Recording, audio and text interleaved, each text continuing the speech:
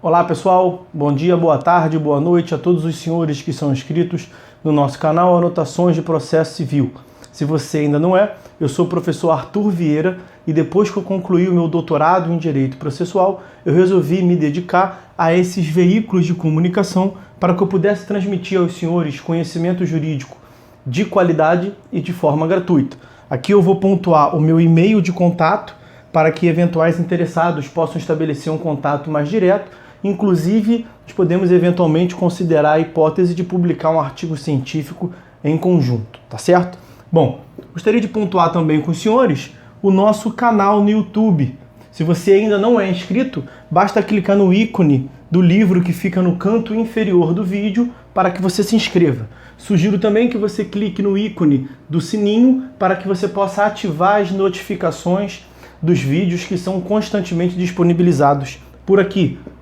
Gostaria de apresentar também aos senhores a nossa plataforma acadêmica arturvieiracursos.com.br, arturvieiracursos.com.br, onde os senhores encontrarão cursos online de modo gratuito, inclusive com a emissão de certificado válido em todo o território nacional. Tá certo? Então, após a pausa, nós vamos tratar do vídeo de hoje. Então, meus amigos, no vídeo de hoje nós vamos dar prosseguimento à análise do nosso livro Anotações de Processo Civil. Nós estamos tratando da terceira parte, o processo nos tribunais.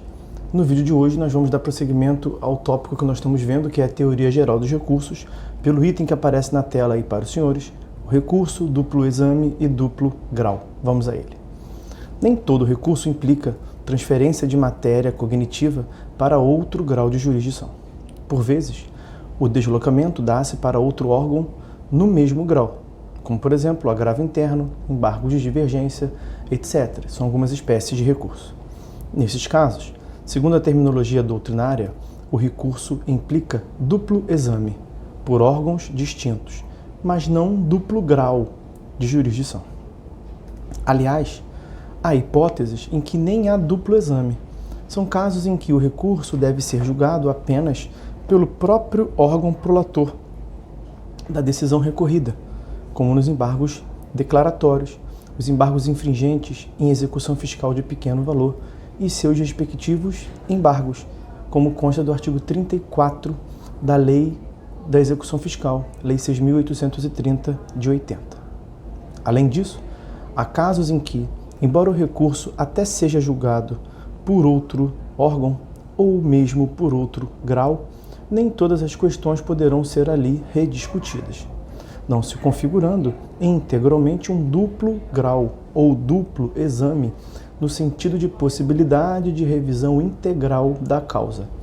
É o que se passa com o recurso especial e o recurso extraordinário, que não comportam o reexame dos fatos, mas apenas, respectivamente, da correta aplicação das normas federais infraconstitucionais e das normas constitucionais. Por todas essas razões, não é da essência do recurso propiciar o duplo grau ou mesmo o duplo exame, mas há, de todo modo, estreita relação entre os temas. Afinal, ainda que nem sempre sendo assim, o modelo mais comum de recurso, qualificado por isso mesmo de ordinário, retratado, por exemplo, na figura da apelação, é o que transfere o reexame integral da decisão recorrida para um grau de jurisdição superior. É constante, na doutrina e entre os profissionais do direito, a discussão sobre a conveniência do duplo grau.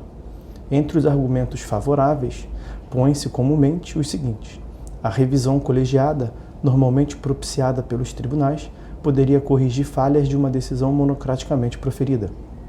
Os julgadores do segundo grau supostamente seriam mais experientes. A mera perspectiva do controle por um grau de jurisdição superior tenderia a incentivar uma melhor qualidade na atuação do primeiro grau.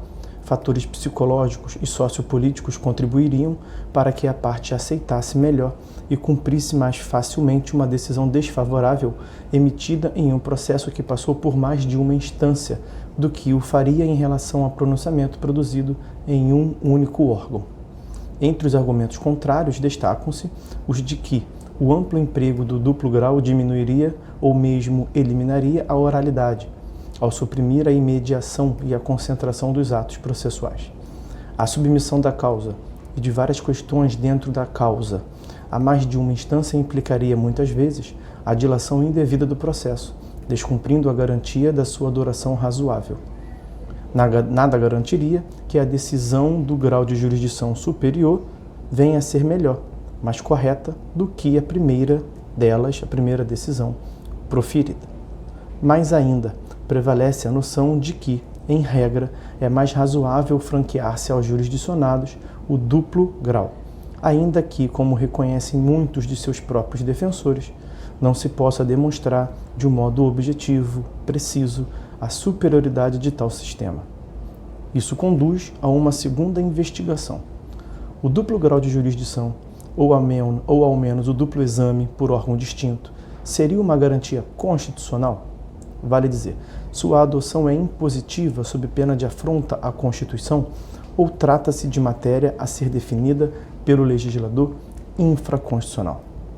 Uma autorizada parcela da doutrina afirma que a garantia do duplo grau de jurisdição seria um princípio constitucional implícito, ainda que não consagrado expressamente em nenhuma das disposições constitucionais. O duplo grau seria uma decorrência necessária do acesso à justiça, do devido processo legal e do contraditório. Mas essa concepção é criticada por parte da doutrina e não é a adotada pelo STF, que, afinal, é a corte que detém a última palavra sobre a interpretação e aplicação do texto constitucional. O STF, em reiteradas decisões, tem afirmado que o duplo grau não é um princípio constitucional implícito, pois há na Constituição diversas regras explícitas que afastam a ocorrência do duplo grau, como a que ocorre, por exemplo, nas ações de competência originária dos tribunais, em que apenas em alguns casos específicos cabe o recurso ordinário para um tribunal superior. Um princípio explícito até poderia ser pontualmente excepcionado por regras constitucionais explícitas, mas para que se possa dizer que existe um princípio implícito, é preciso que, embora ele não sendo expressamente previsto, ele possa ser harmonicamente extraído do conjunto de disposições constitucionais existentes. Uma previsão explícita no sentido contrário, afirma o STF, evidencia a inexistência de um princípio implícito. É o que ocorre quanto ao duplo grau. No âmbito processual penal, a Convenção Americana de Direitos Humanos, o Pacto de São José da Costa Rica, assegura ao acusado o direito de recorrer da sentença para juiz ou tribunal superior, é o que consta da linha H do parágrafo 2º do seu artigo 8º. Essa regra está incorporada à ordem jurídica brasileira com especial status, equivalente à das normas constitucionais. Depois de uma inicial recusa, o STF passou a reconhecer que tal norma assegura aos acusados penais o duplo grau de jurisdição, ou ao menos o duplo exame, sempre que possível, se a ação já é de competência originária do plenário do STF, há um limite lógico à incidência do duplo grau. Contudo, não há no Pacto de São José semelhante regra para o processo civil. O seu artigo 25 alude ao direito a um recurso simples e rápido, ou efetivo, aos juízes e tribunais na esfera civil.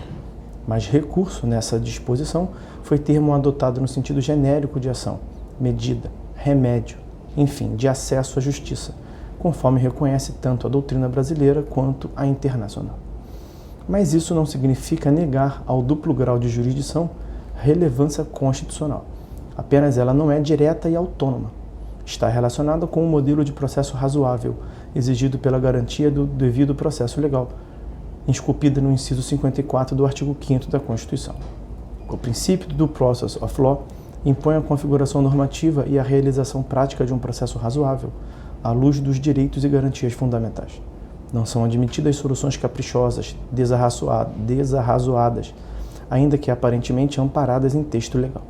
Devem sempre ser ponderados os valores constitucionais envolvidos, de modo a se adotar a solução que se revele a mais consentânea possível com a ordem constitucional. Tal determinação é relevante também no momento da aplicação da lei, mas volta-se igualmente para o legislador infraconstitucional, que deve definir um modelo normativo de processo equilibrado quanto a seus vetores fundamentais, muitos deles potencialmente conflitantes, e apto a produzir soluções justas e em tempo razoável. E um processo razoável, como se vê pela concepção reinante do direito comparado e na história do direito, pressupõe, dentro de certos limites, a possibilidade de revisão das decisões ali produzidas por órgãos distintos, na medida do possível, sobrepostos hierarquicamente. Em termos simples, o processo que se tem por razoável contempla, em alguma medida, recursos para outro órgão. E é esse mesmo parâmetro do modelo razoável de processo que justifica, em determinados casos, a supressão ou limitação do duplo grau. Assim, em causas de caráter essencialmente patrimonial de diminuto valor, é compreensível que ele seja suprimido, como ocorre no já mencionado exemplo das execuções fiscais de baixo valor, prevista no artigo 34 da Lei de Execuções Fiscais, a Lei 6830 de 80. Seria desproporcional prolongar a discussão a um custo muito maior do que o do objeto do litígio. Igualmente, é razoável, em certas hipóteses, permitir que o tribunal se pronuncie sobre fundamentos e pretensões não examinados, no primeiro grau de jurisdição, quando isso prejudicar o contraditório nem a ampla defesa. É também compreensível, sob essa ótica, a adoção de soluções mitigadas ou intermediárias, em certos casos, tais como permissão de que a decisão recorrida já produza efeitos na pendência do recurso ou a postergação do momento de impugnação recursal, e assim por diante. Quando o recurso implica duplo grau ou duplo exame, denomina-se órgão aquo aquele que prolatou a decisão recorrida e órgão ad quem aquele a quem compete o recurso. Espécies recursais. As espécies recursais são números clausos, ou seja, são taxativamente previstas em lei. Não é possível que as partes criem outros recursos, nem mesmo com amparo na regra do artigo 190 do CPC, que lhes confere ampla liberdade para convenções processuais. Com base nessa regra, as partes podem apenas comprometer-se a não empregar determinado recurso no processo, jamais impor ao judiciário que processe um recurso que a lei não previu. O elenco de recursos no processo civil está basicamente previsto no artigo 994 do Código de Processo Civil. São eles: apelação, agravo de instrumento, agravo interno, embargos de declaração, recurso ordinário, recurso especial, recurso extraordinário, agravo em recurso especial ou em recurso extraordinário e embargos de divergência. Os recursos ordinários, especial e extraordinário foram também previstos na Constituição, nos artigos 102, inciso 2º e 3º e 105, incisos 2º e 3º. Leis esparsas podem ainda prever outras modalidades recursais, como exemplo, os já mencionados embargos infringentes previstos no artigo 34 da LEF, Lei 6.830 de 80. A Constituição previu a possibilidade de que os Estados federados editassem normas procedimentais em matéria de processo, como consta do inciso 11 do artigo 24, o que reacendeu a antiga discussão em torno do conceito de procedimento e a preocupação de se estabelecerem limites precisos entre processo e procedimento. Poderia a lei estadual criar recursos? Ou estaria a criação e a disciplina dos recursos no âmbito da competência legislativa da União, por ser assunto processual, inciso 1º do artigo 22, competência privativas da União? Esta segunda hipótese é que é a correta. O recurso concerne diretamente ao exercício de faculdades processuais. Não é simples questão procedimental. Trata-se, portanto, de matéria cujo respeito só pode legislar a União. Vamos ficando por aqui, meus amigos. No próximo vídeo nós vamos tratar do tópico que está destacado na tela aí para os senhores: juízo de admissibilidade e juízo de mérito, a distinção entre esses parâmetros que o tribunal analisa quando do recebimento de um recurso. Então, por hora é só, meus amigos. Fiquem todos com Deus e até a próxima.